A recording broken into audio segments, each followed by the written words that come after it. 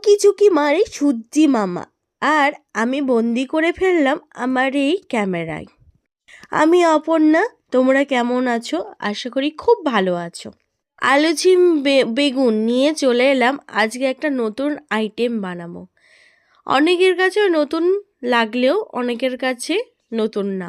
যেমন আমার কাছে এই আইটেম, এই রেসিপি, এই খাবারটাই একদমই নতুন। শুধু আমার কাছে না, আমার পুরো পরিবারের কাছেই আজকে এই রেসিপিটা পুরো নতুন। আর তার মধ্যে তোমাদের সাথে একটু শেয়ার করব না, তাই কখনো হয়? এত সুন্দর নতুন জিনিস তোমাদের সাথে শেয়ার করব না, তাই কখনো হয় বলো বন্ধুরা? আলু ছিম বেগুন কাটতে গিয়ে ধরা পড়লো বেগুনের মধ্যে পোকা। তাই এটাকে কারুকার্য করে যতদূর পারবো ফেলে যেটুকুনি পারবো নেব। একদম কথা দিলাম, মাছ মাংস ডিম যারা খেয়ে মুখে পড়ে গেছে চড়া, তাদের মুখে এবার চড়াগুলো ভাঙার জন্য নিয়ে চলে এলাম এই রেসিপিটা। অতীব সাধারণ হলেও আমাদের মধ্যবিত্ত ফ্যামিলিতে খুব সুন্দর। চালটাকে দেখে অনেকেই চিনতে পারছো এটা কিসের চাল। এটা খুদ চাল বলে, অনেকেই জানো যারা গ্রামগঞ্জে বাড়ি। খুদের চালে ভাত।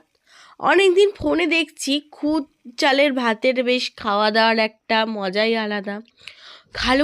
হালুম হুলুম করে চেটে চুটে খাওয়া। এই যে ছোট্ট একটা কুলোটা এই প্রথম ফার্স্ট ইউজ করা হচ্ছে। আর আমার মা দোকান থেকে নিয়ে চলে এলো পাঁপড়।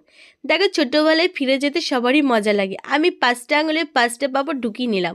আর আমার বৌদিকে বলছি, মাকে বলছি একটা করে আঙুল ছিঁড়ে খা।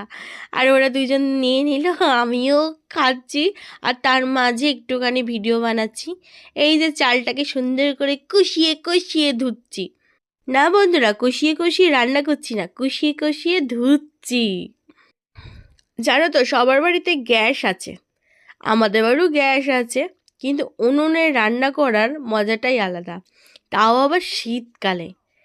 এই সুন্দর করে উনুনটাকে আমি ধরিয়ে নিচ্ছি আর চেষ্টা করছি খুব তাড়াতাড়ি যেন উনুনটা ধরে। আমার মা ভাতটাকে সুন্দর করে বসিয়ে দিল আর আমি উনুনটাকে ধরিয়ে দিলাম। এই মা আগে বলছে আলুটা দিয়ে দে, নাহলে সেদ্ধ হবে না। তারপর চালটাকে সুন্দর করে সব ঢেলে দিলাম। ভাতটাও অর্ধেক ফুটে এলো। তারপর আস্তে আস্তে ভাতের মধ্যে দিয়ে দেবো ছিম বেগুন।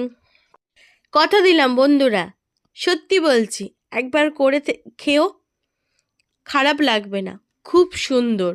আমরা মধ্যবিত্ত ফ্যামিলি, দারুণ খাবার। Thank you.